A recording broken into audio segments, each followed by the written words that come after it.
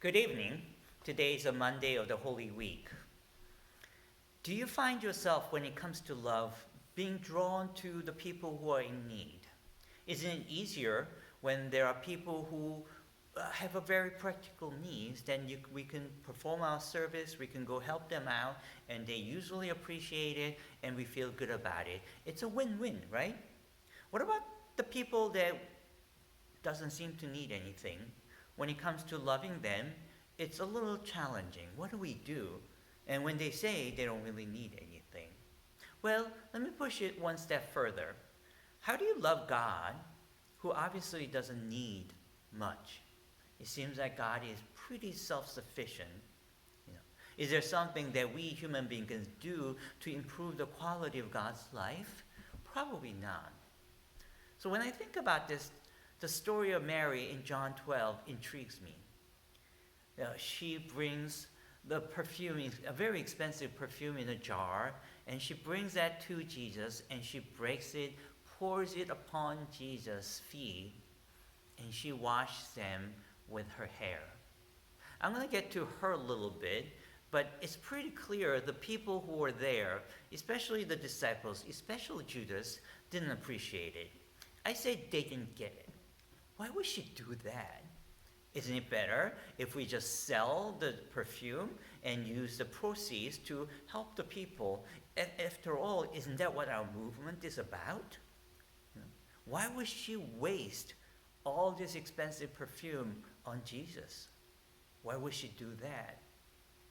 Well, we think of love as very practical things, and in a way, when we talk of loving the people who are in need, we really want to improve the lives of people and improve our world.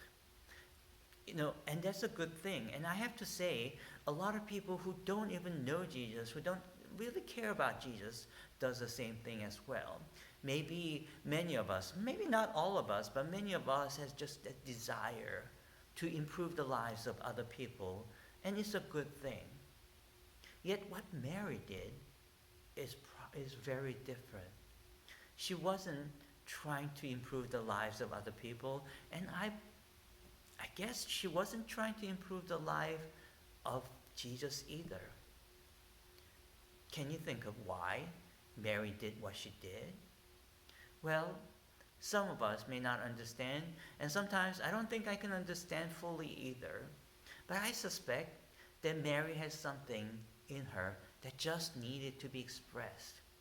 It's not a desire to improve the world. It's not a really desire to conquer and somehow conquer the power of Rome, the Jerusalem, and fight against the Rome and establish the nation of Israel. No. I suppose if we ask Mary why she did what she did, she'll probably say, I don't know. I just love him so much. I just love him. Love is not a practical thing. And a lot of times, love doesn't make sense. We do a lot of things out of love that doesn't make sense. And somehow, Mary had in her the kind of love that just could not be contained. She had to express herself to Jesus. In this Holy Week, we are going to walk with Jesus in his footsteps. We'll picture ourselves, we will imagine walking with Jesus. And in the past, I have to admit, walking with Jesus made me feel helpless, powerless. Because I want to stop Jesus' suffering, but there is not much I can do. I want to alleviate it at least, but not much I can do. But whether I can help him or not, it is true. As I walk with him, I find myself saying, I do love him. In this Holy Week, my prayer is that you and I will discover in fresh ways how much we love him. Or that kind of love that whether it's helpful or not, that cannot be contained. Somehow had to find expression. not the expression of moderation, but expression that even if we use everything we have, even if we use everything we are, even if we just give everything to Jesus, somehow that does not do justice for our love. Sisters and brothers, do you love Jesus? Well, let's walk this journey together.